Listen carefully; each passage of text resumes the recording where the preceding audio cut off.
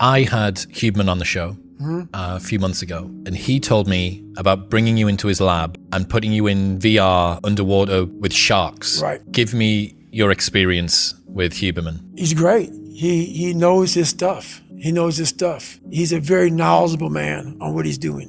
What's being in VR with sharks like? It's nothing. No? No, because one thing about me is I deal in reality. You put me in VR, it's VR. It's a fake, and I work in reality. I only work in reality. I don't work in fake situations.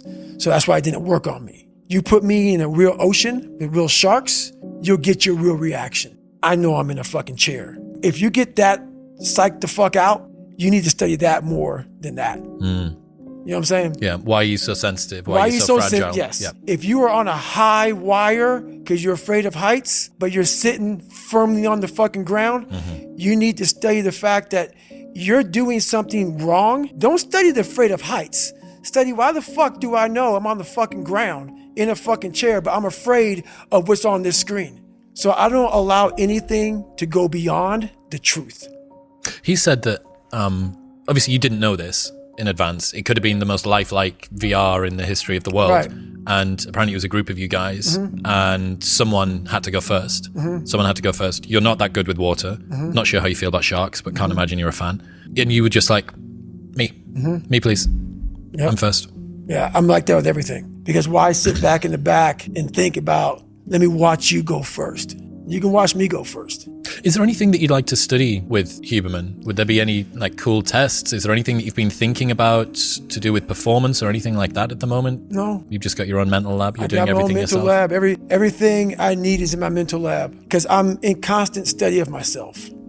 And I know what needs to be conquered because I'm constantly going through what I don't like, what I'm not comfortable with.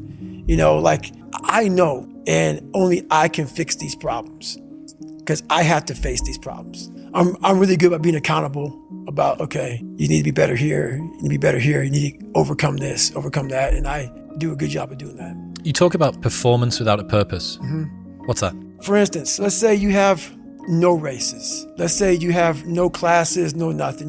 There's no purpose in your life. You know, people need to have purpose to get up. They need purpose to perform. You need to get to a point in your life where there's nothing on the docket. There's no 5K. There's no, I'm going to get into school to be this or that and still perform to the highest level. Because what people don't get is one day that thing's going to come up. And if you're not constantly performing without purpose, you're not going to be ready when the time comes. It's this magical thing, purpose, that we're all looking for. But what's funny about it all is that we need these things to perform. But we don't take a second to realize the purpose is always there. The purpose never leaves us because the very purpose is you. You are always the purpose. There may be another purpose, like being a SEAL or going to college or whatever, but the main purpose in life is you. So if you wake up in the morning and you don't want to do something, you don't care enough about yourself.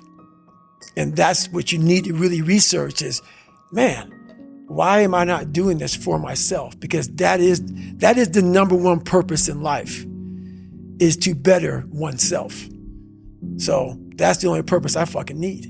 So the reason I get up every day, even though there's no race or there's no school, there's nothing in front of me, is because I have pride in myself.